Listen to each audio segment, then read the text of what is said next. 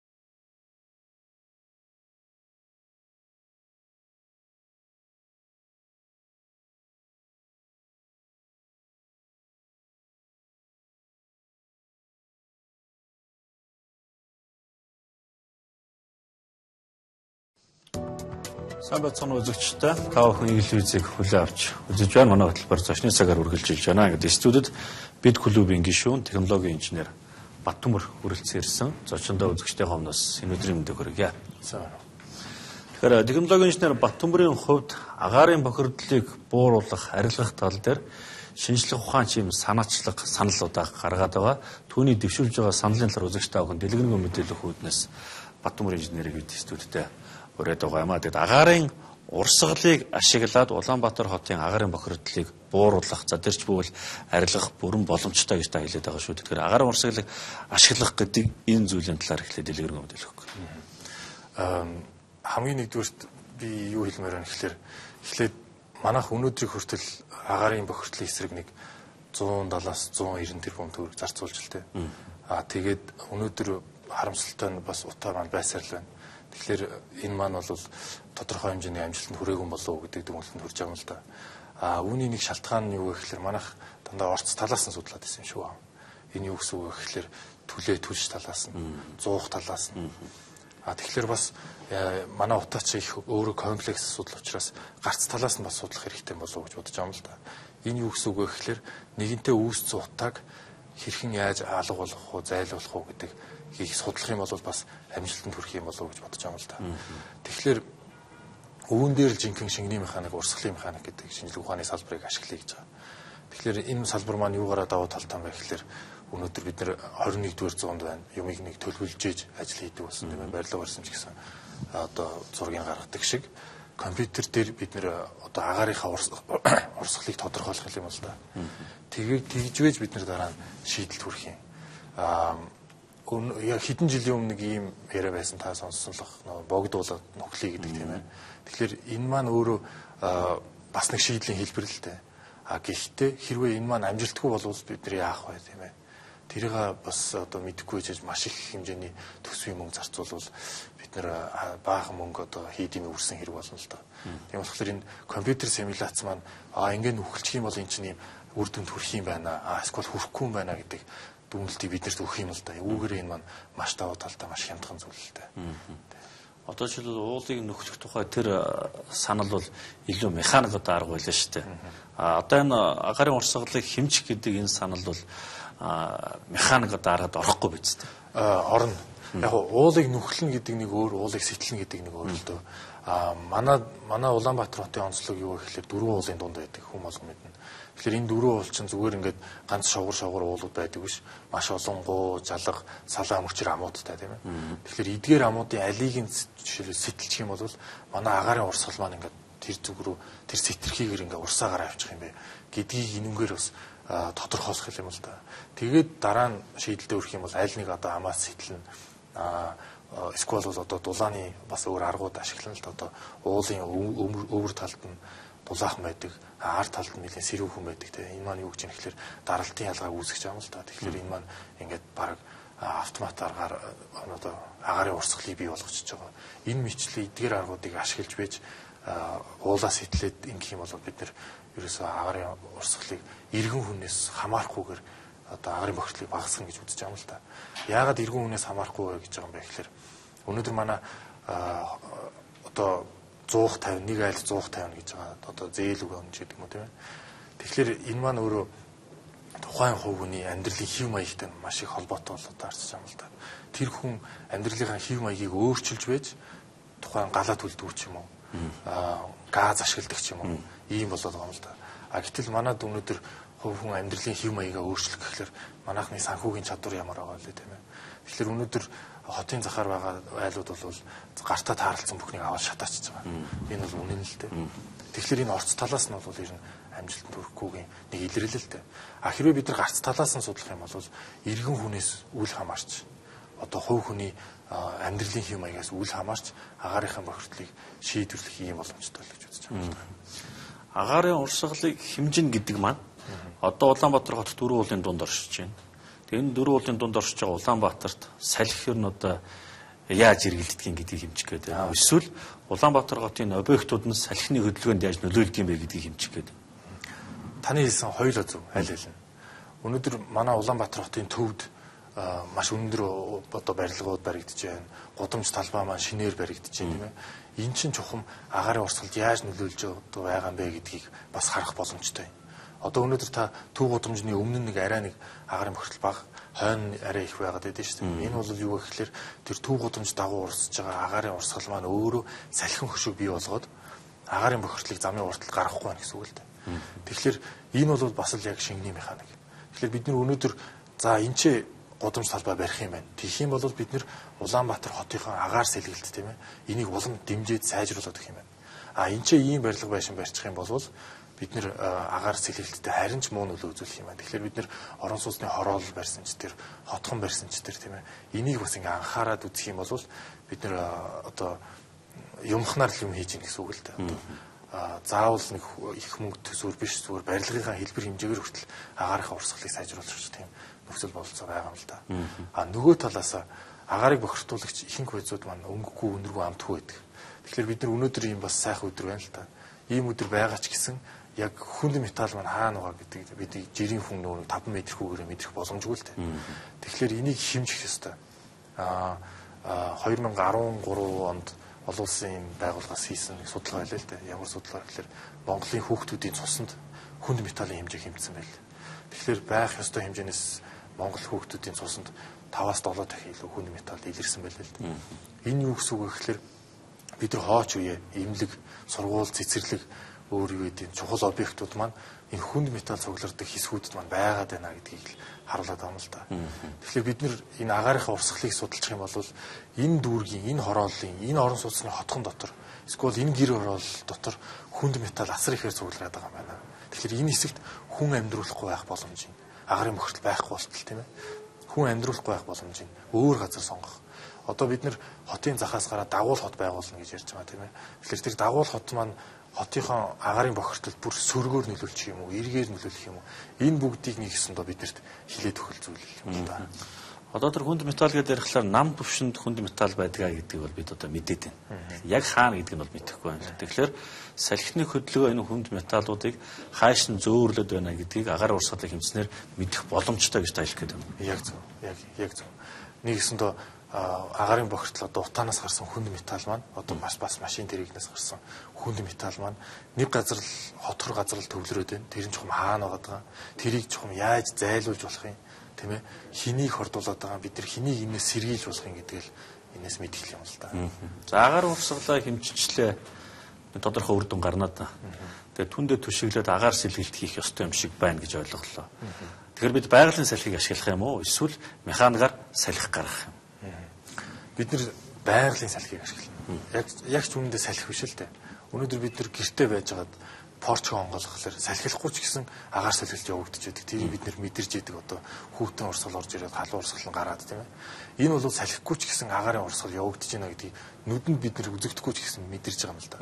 А яг үүнтэй адилхан өнөөдөр Улаанбаатар хотод ойролцоогоор 4-9 м/сек-ийн салхитай гэж одоо олон жилийн тундж байдаг тийм ээ. Энэ салхиныхаа хурдыг ашиглаад бид нэр хотынхон төвд ч юм уу гэр хороололдоо ч юм уу аль ч хэсэгтэй вэ.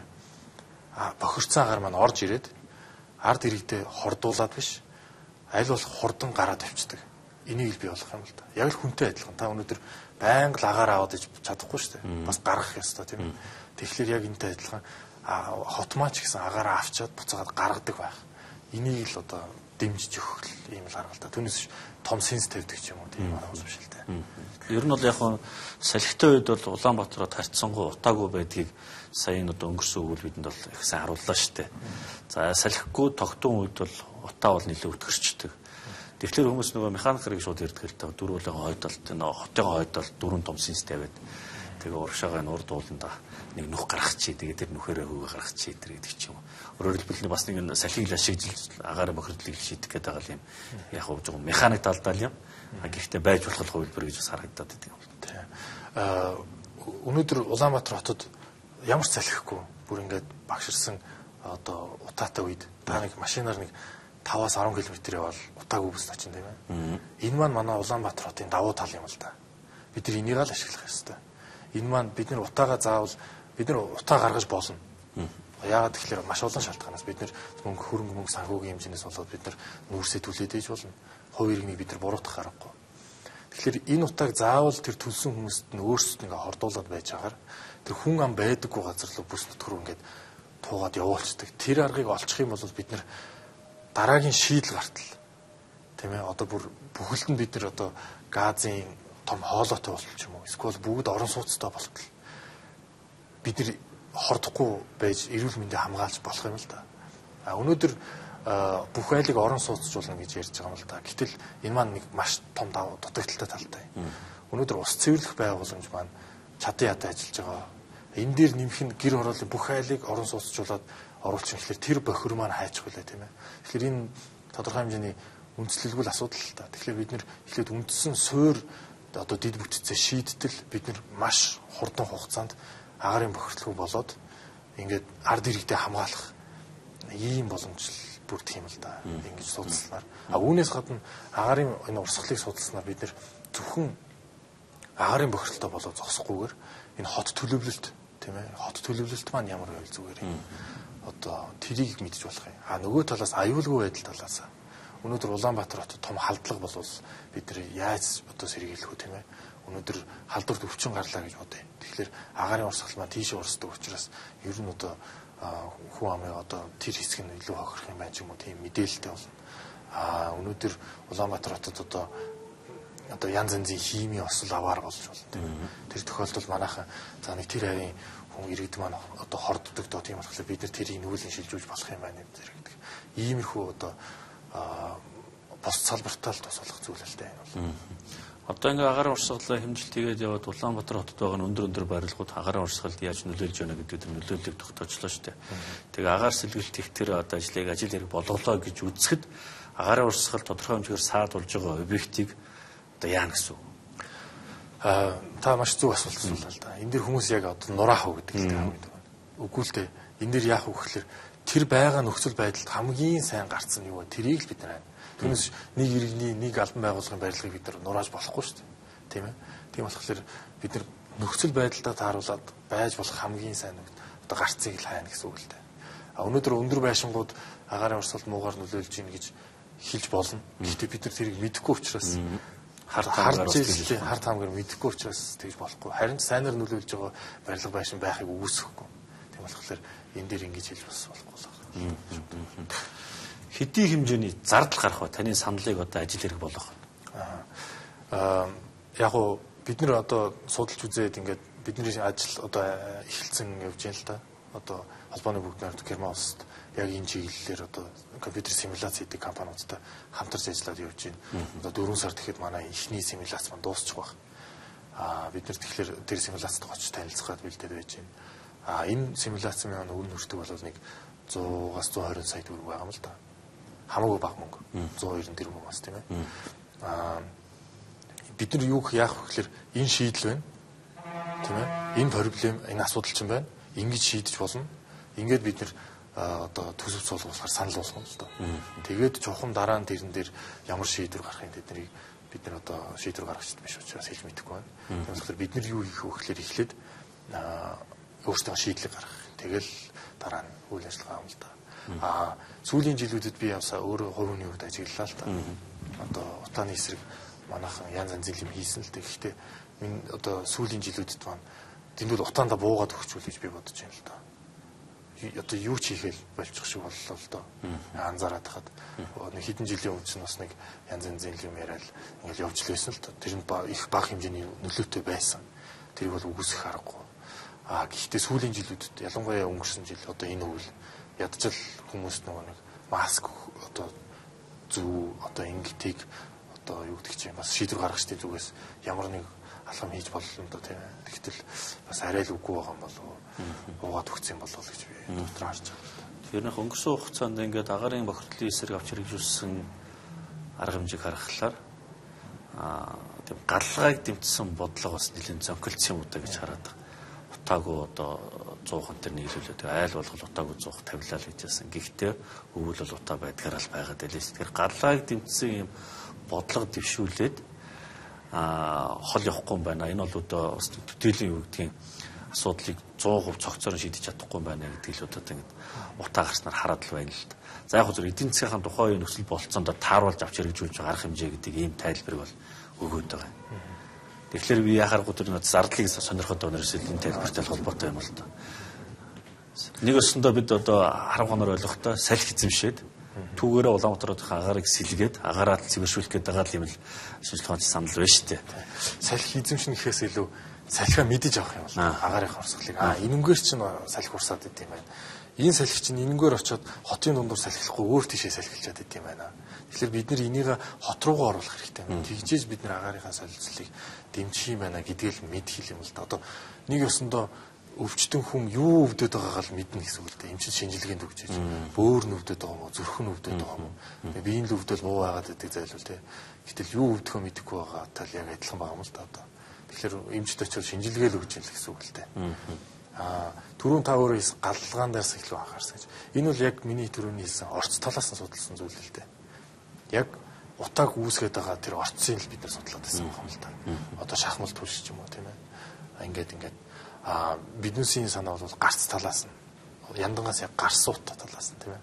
Тэгэхээр яндангаа одоо бидний процесс гэж үзэх юм бол орж байгаа бүх зүйл нь орц, гарч байгаа бүх зүйл нь гарцал юм л да. Тэгэхээр орц талаас нь ингээд судлаад тахлаа. Өнөөдөр утааны асуудал хүн болгон мэдчихэж байгаа. Утааны асуудал нэг ингээд биднээс зүү авчиж байгаа юм шиг, өргөс авчиж байгаа юм шиг дэвгэл шийдэж асуудал бол биш. Тийм болохоор орц талаас нь судалсан энийг бид нар бас буруутгах аргагүй л дээ. Энэ дэр бас тодорхой хэмжээний амжилтанд хүрсэн байх. Гэхдээ бид нар бас давхар гарц талаас нь судалж байж илүү амжилтанд хүрэх юм болов гэж бодож байгаа юм л да. Тийм болохоор зөвхөн одоо юу гэдэг чинь шахмал түлш дараас нь буруу ч юм уу тэгж бас хэлэх гэсэнгүй л дээ. Зүгээр тодорхой хэмжээний амжилтанд хүрсэнгүй. Одоо өнөөдөр утаатай байгаа нь бол үнэн бодит байх. Хүсчээсэн одоо үр дүндээ хүрсэнгүй шүү дээ тийм ээ. Одоо өнөөдөр одоо эрүүл мэндийн байгууллага судалгаа авал үзэхэд цуснд 5-7 дахин илүү хүнд металл байна гэдэг нь бол энэ бол багасаагүйг л шинжилтэй. Үүнээс гадна би бас нэг зүйлийг маш тодорхой анхааруулж хэлмээр байгаа юм л да. Юу гэхээр одоо манай Улаанбаатар хотод маш олон шатхуун түгээх станцууд байдаг тийм ээ. Энэ шатхуун түгээх станцууд маань өөрөө ялгаруулж байгаа хортыгээ сорох төхөөрөмжгүйгээс болоод энэ хортыг ингээд ялгараад хотынхоо ард иргэдийг орсон суугчдыг хордуулад байт юм л да.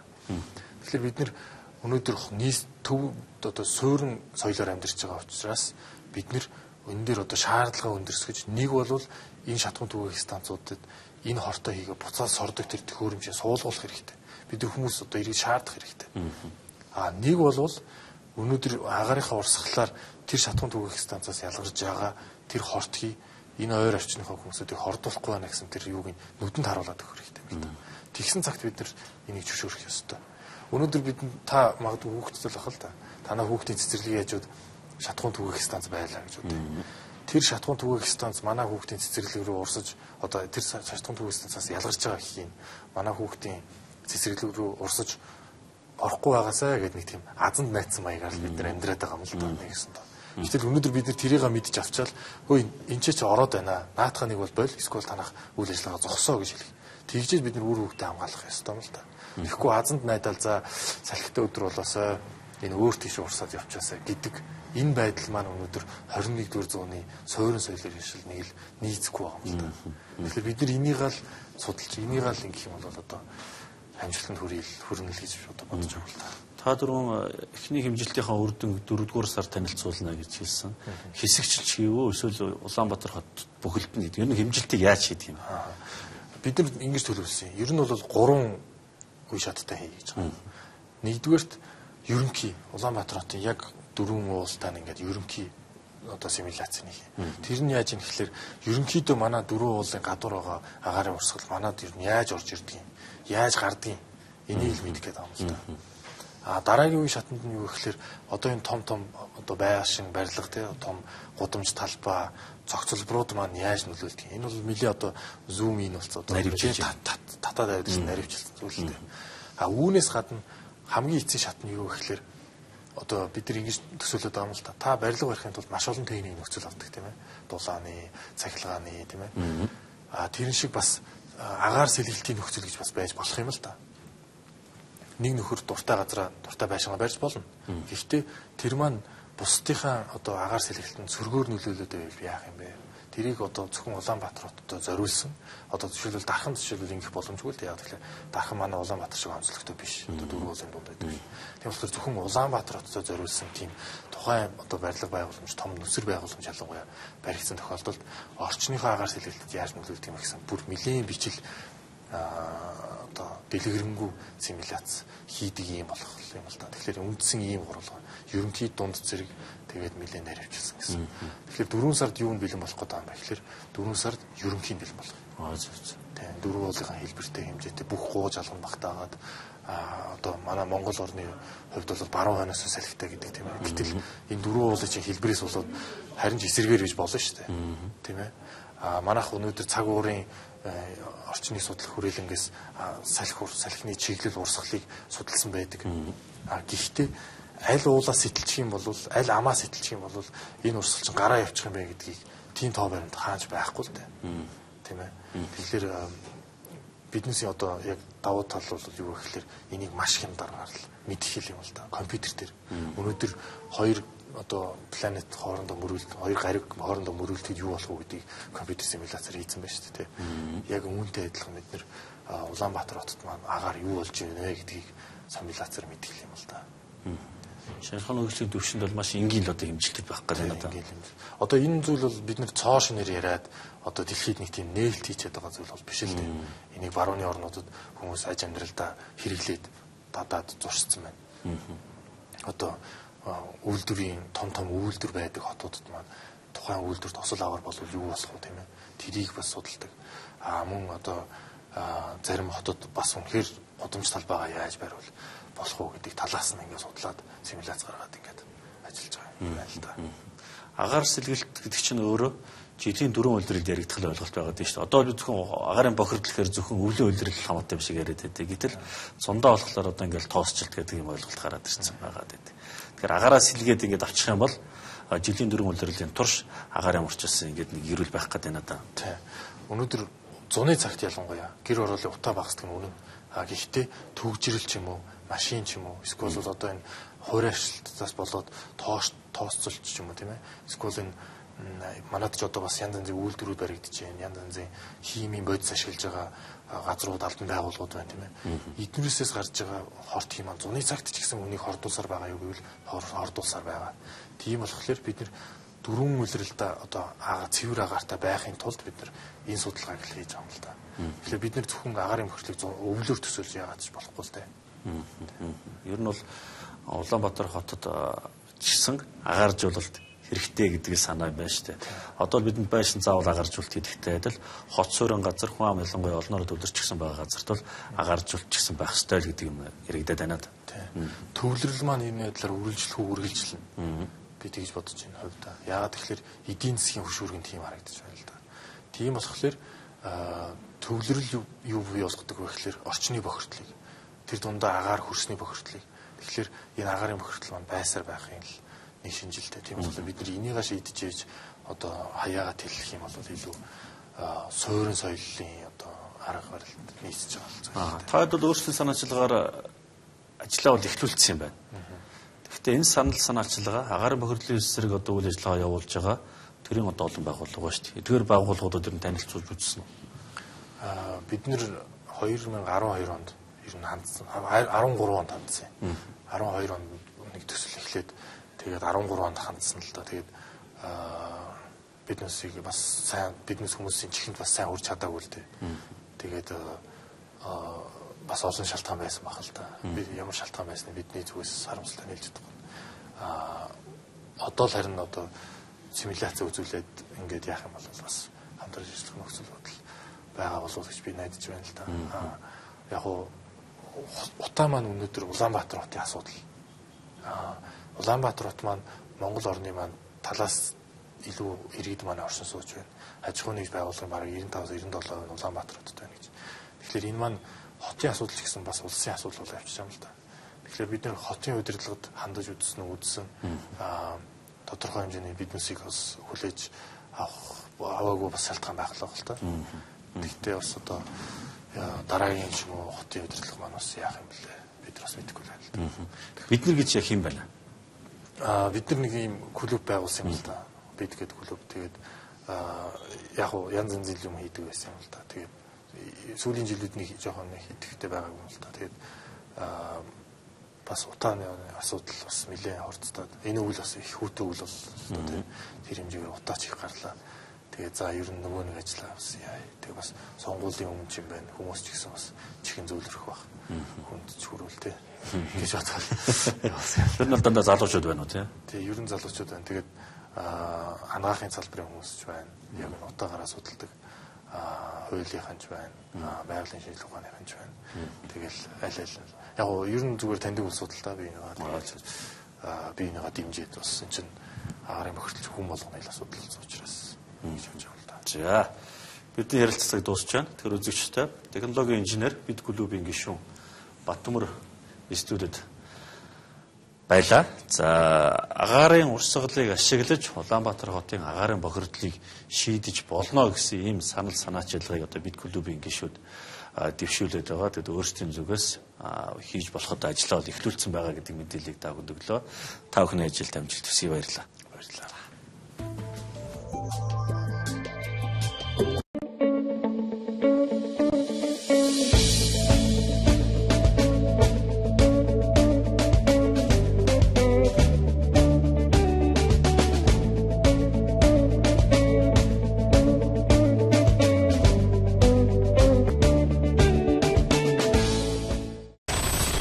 Зависын шинэ 85 B брэнд. Үйл хөдлөх хөрөнгийн Media Expo 2016 тусгай хөтөлбөр 11 цаг 30 минутаас 14 цагаас 18 цаг 30 минутаас 20 цаг 30 минутаас та бүхэнд хүрнэ.